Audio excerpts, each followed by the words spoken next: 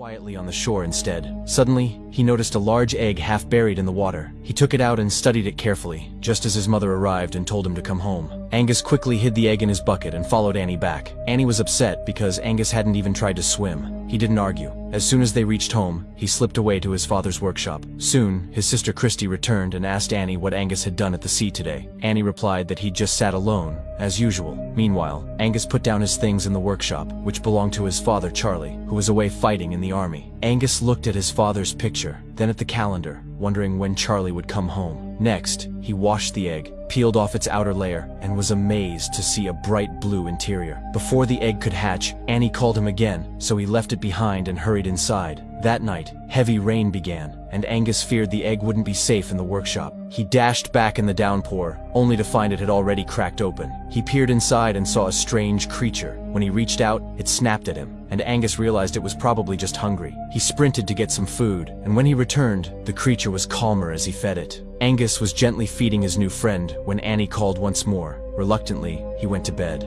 The next morning, Angus woke to find a squad of soldiers at his door. He, Annie, and Christy greeted Captain Hamilton, who explained that enemy forces might try to invade by sea. His soldiers would stay at their house and prepare to defend the coast. The soldiers brought in supplies and set up their stations. Annie told Christy and Angus to stay in their room. Later, Angus went to the library to find a book about the mysterious creature. With the book in hand, he hurried back to the workshop, only to find it in chaos and the creature chewing Charlie's boots. Realizing it was still hungry, Angus went to the kitchen for more food, but Sergeant Strunk, the army cook, stopped him at the door. Angus pleaded that the creature needed to eat, but Strunk refused. Then Angus offered to take out the kitchen garbage, and Strunk agreed. Using scraps from the bin, Angus fed his new friend, who ate eagerly. Angus named him Crusoe. After eating all the scraps, Crusoe swam happily in a bin of water that Angus filled. Meanwhile, Captain Hamilton drilled his men relentlessly, insisting they stay ready for an enemy attack at any moment. Angus left Crusoe alone in the workshop and slipped away so Annie wouldn't notice.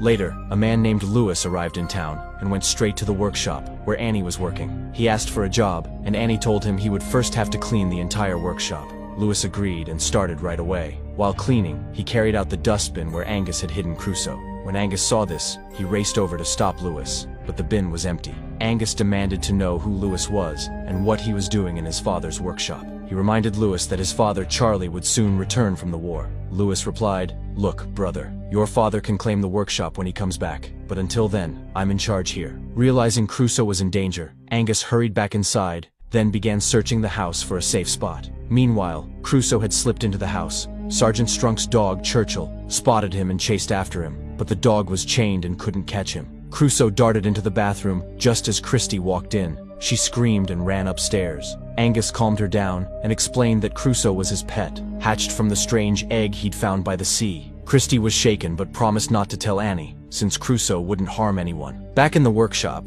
Annie handed Lewis some of Charlie's clothes to launder. Lewis hesitated and asked if Charlie might never return. With a heavy heart, Annie admitted that Charlie had died when his ship sank at sea. Then Annie asked Lewis to fix a leak in the bathroom. When Lewis knocked on that very bathroom door, Angus and Christy tried to keep him out. After a long silence, Lewis threatened to tell Annie what they were hiding. Finally, Christy was forced to open the door. Lewis stepped in and said he'd come to fix the leak. Then suddenly his eyes fell on Crusoe. He froze and nervously asked, "What is that?" Angus told him Crusoe's whole story. Lewis looked surprised and reached out to touch him, but Crusoe snapped at his hand. Lewis exclaimed that Crusoe looked exactly like a seahorse, one of the rarest animals in the world. Legend says only one seahorse exists at a time. When one dies, a new egg hatches and a new seahorse is born. He told them about the seahorse's magical powers, just as Annie knocked on the door. Angus begged Lewis to help hide Crusoe, since Annie would never allow him in the house. Lewis agreed. When Annie entered, she saw no creature, though Crusoe peeped out from his hiding spot, and Lewis smoothly distracted her. Later, when Annie stepped outside, she met Captain Hamilton, who invited her to the soldiers' dinner.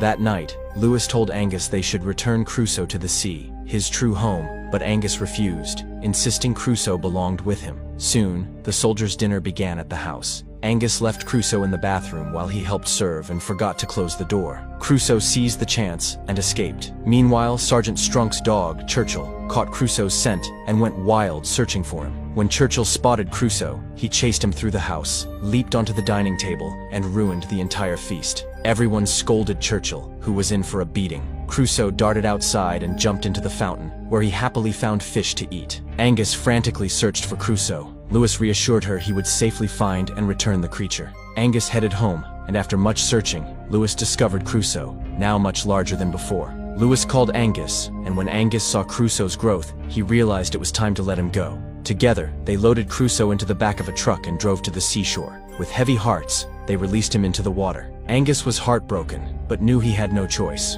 The next day, two fishermen, Jimmy and his friend Huey, were out at sea when Huey felt a heavy tug on their rope. As he pulled, their boat began to sink. Suddenly, a giant Crusoe emerged in front of them. Both men were stunned. Huey wanted to capture the creature, dreaming of the fortune it could bring, but Jimmy refused. Crusoe started dragging the sinking boat away from shore. Jimmy cut the rope to save their lives, and as he watched Crusoe swim off, he marveled. He had never seen such a bizarre, magnificent animal before. Meanwhile, Captain Hamilton told Angus that his mother wanted him to begin army training right away. Angus joined the soldiers and helped with their tasks, but after a few days he grew bored. One morning, he slipped away from Captain Hamilton and ran down to the sea. He shouted for Crusoe, but there was no sign of him. Angus climbed into a small boat and rowed out to look. Soon, Crusoe burst from the water beside him, and Angus was amazed at how huge he had become. With a powerful leap, Crusoe lifted Angus onto his back. Though frightened at first, Angus relaxed and enjoyed the thrilling sea ride. When Crusoe returned him to shore, Sergeant Strunk's dog Churchill caught his scent and bolted toward the water. Strunk followed in astonishment. He had never seen such a large, strange creature, and could hardly believe his eyes.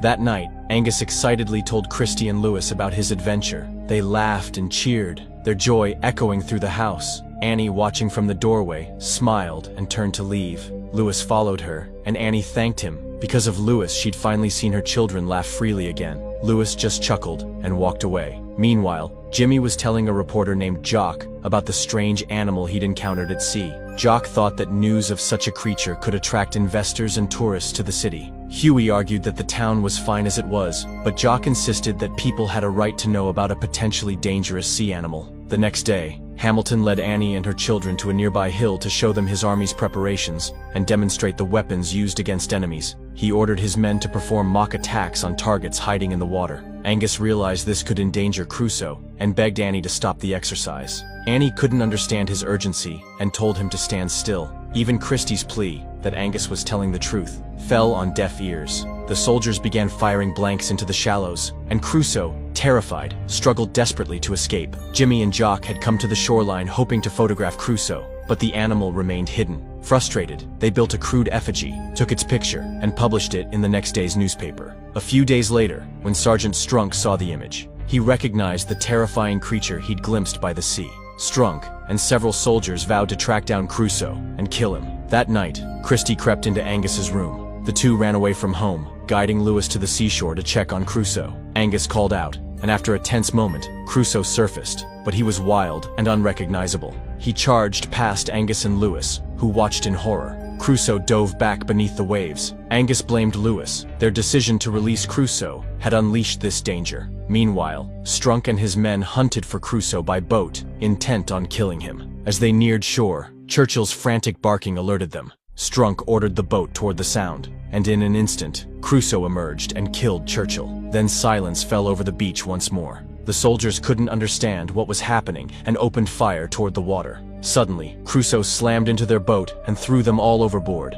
When Hamilton heard the gunfire, he assumed the enemy had attacked. He ordered his men to counterattack and told Annie to hide in the house with the children. Annie found Christie and asked where Angus was. Christie said he wasn't home, and Annie panicked. She couldn't leave Angus alone in a battle zone. Insisting on finding him, she followed Hamilton down to the shore despite his attempts to keep her safe. Out on the water, Crusoe had gone wild. He grabbed Sergeant Strunk in his jaws and tossed him about like a rag doll. Angus arrived just in time and shouted at Crusoe, but the creature ignored him. Angus waded into the shallows to reach Crusoe, but slipped and began to drown. Seeing this, Crusoe dropped Strunk and rushed back to save Angus, dragging him to shore. Lewis joined them, and they worked desperately to revive Angus. After a tense moment with no sign of life, Angus finally gasped and opened his eyes. Overjoyed, he saw Crusoe standing nearby. Meanwhile, Hamilton learned there were no enemy boats in the area, but he still ordered his men to keep firing at the water. When he waded ashore, Crusoe slipped back beneath the waves. Annie rushed to Angus's side, relieved he was alive. Angus tried to explain about Crusoe, but Annie, thinking it was a child's fantasy, told him to stop imagining things.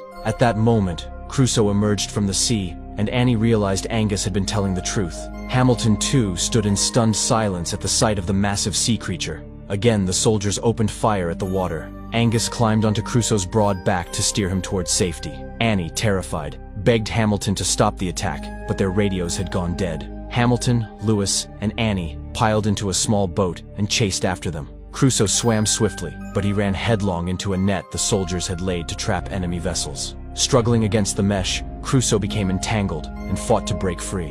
When Hamilton's boat drew alongside, Lewis shouted for Angus to jump aboard. Before leaving, Angus leaned down and whispered to Crusoe, "You're my best friend. I'll never forget you." Then he dove into the water and scrambled into the boat. With one mighty leap, Crusoe cleared the net and dove back beneath the waves. Annie, Lewis, and Hamilton cheered. Crusoe was free and safe.